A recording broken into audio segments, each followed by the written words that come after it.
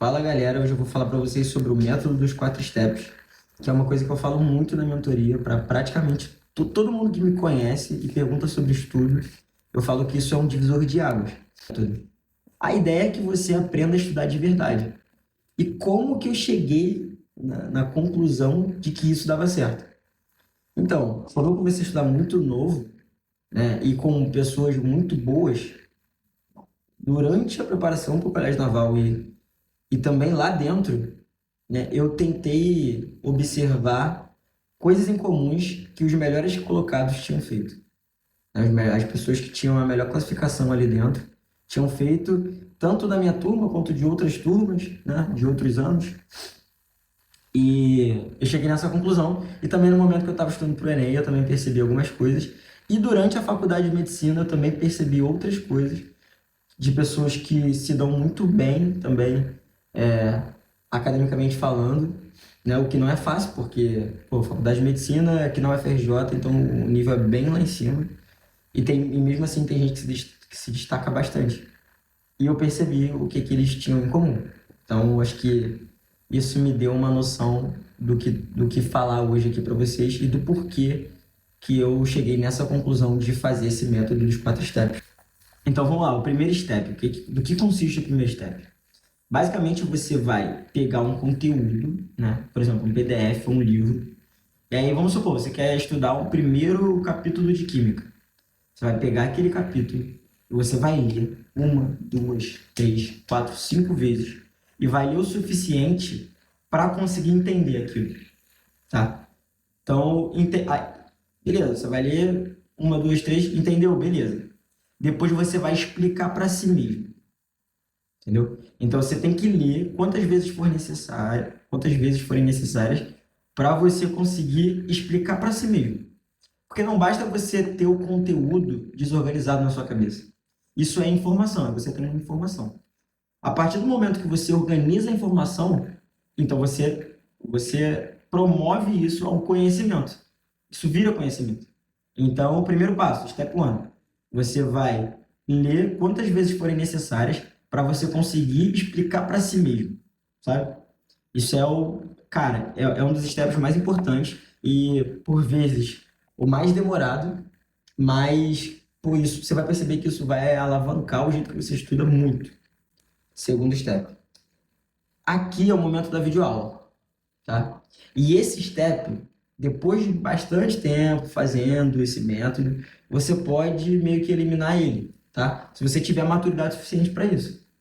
Mas esse step é o step da videoaula. Cara, você já leu a matéria, já entendeu a matéria, já conseguiu explicar para si mesmo.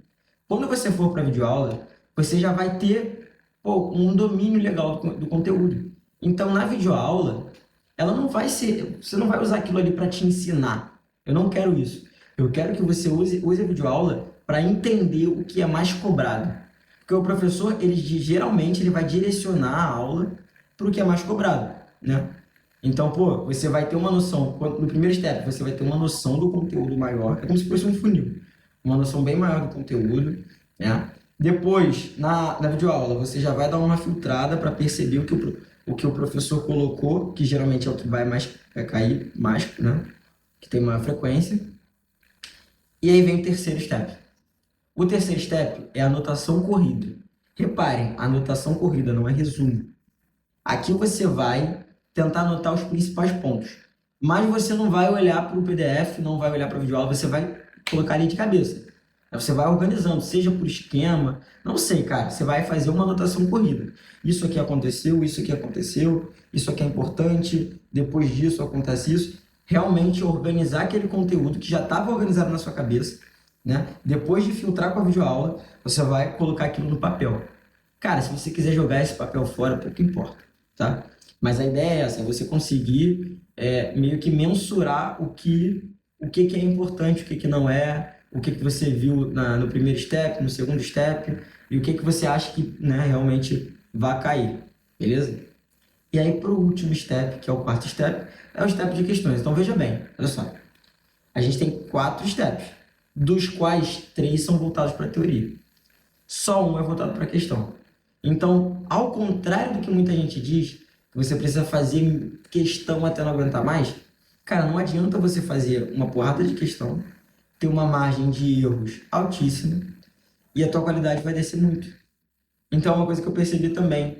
A galera que é muito bem sucedida nos concursos, na vida acadêmica, costuma ter um apego maior às questões.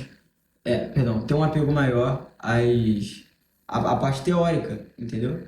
Então, assim, questão é importante? É muito importante? É muito importante. Só que tem um momento de fazer. E esse momento precisa ser depois de você dominar bem a teoria. Beleza? Cara, e aí, na hora de fazer as questões, pô, você pode fazer uma margem, pelo menos para o Enem, entre 25 e 30 questões por tópico. Não precisa extrapolar. Não precisa extrapolar de jeito nenhum. Por quê? Vai ter um momento de você ver aquela matéria uma segunda vez. E quando você for vê-la pela segunda vez, aí sim você faz o resto das questões. Então, vamos lá. Você estudou, sei lá, trigonometria. Você vai fazer o step 1, vai ler, vai entender, vai anotar uma formulinha, ah, beleza. Entendeu bem, vai conseguir explicar para si mesmo. Primeiro acontece isso, por causa disso, disso, disso. Tem aquela fórmula tal, cosseno, seno, tangente, show de bola. Depois você vai para a videoaula. Na videoaula você vai conseguir entender o que cai. Ali o professor vai falar, cara, isso aqui cai mais, isso aqui cai menos, é muito importante você saber isso. A aula vai te dar um direcionamento. Não quero que você aprenda durante a aula. É claro, tem como você esclarecer um conteúdo que no Step 1 você ficou na dúvida, né? É óbvio. Mas, né, a ideia é que ali você tem apenas um direcionamento. Depois, anotação corrida. Vai anotar tudo que for pertinente. Vai fazer um resumo bonitinho, coloridinho? Não, cara. Eu não quero que você guarde aquilo ali. Eu quero que você apenas consiga colocar suas ideias, né, tudo que você absorveu, no papel.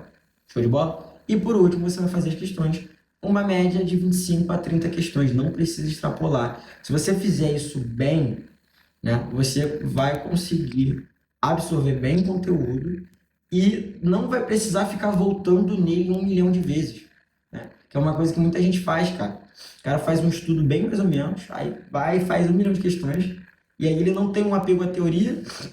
Quando ele volta para fazer as questões, ele não consegue fazer, porque ele já esqueceu a teoria. Então, esse método evita isso.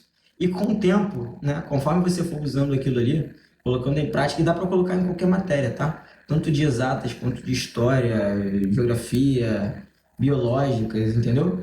Literatura, enfim, dá para você usar muito isso. E com o tempo você vai se adaptando. Então, o que eu falei, pô, muita gente, que era o meu caso, né?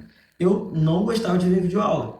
Eu não achava que me engrandecia tanto. Eu conseguia ter esse filtro de saber o que mais cai depois, fazendo questão. Ali eu já tinha um direcionamento muito bom, né? E aí eu comecei a limar o segundo step, né? A depender da matéria, é claro. Por exemplo, tem professores, matérias que valem muito a pena, né? Vale a pena você ver o vídeo aula. O cara passa o bizu do bizu. Aí, pô, beleza, eu vou ver aquela aula. Agora, existem matérias que não são tão assim, né? Então, dá um exemplo. O artes é uma matéria meio que decoreba. Você consegue fazer o step 1, já entende bem, o assunto geralmente não é tão grande. Depois você faz a anotação corrida, vai para as questões, né? Ali você já tem um filtro interessante. Já sabe basicamente o que cai e o que não cai. E, pô, isso vai te ajudar muito. Te ajuda muito mesmo. E evita que você, perca tempo vendo a videoaula. Eu acho que é uma das coisas mais poderosas que eu observei ao longo desse tempo. E espero que vocês consigam colocar em prática. E quem começar a colocar em prática e ver resultado nisso, chama aqui, me chama ou comenta aqui embaixo, né, se vale a pena, se não vale a pena. Enfim, o que vocês acham, né? Aí vocês podem comentar aqui embaixo, valeu? Tamo junto, galera.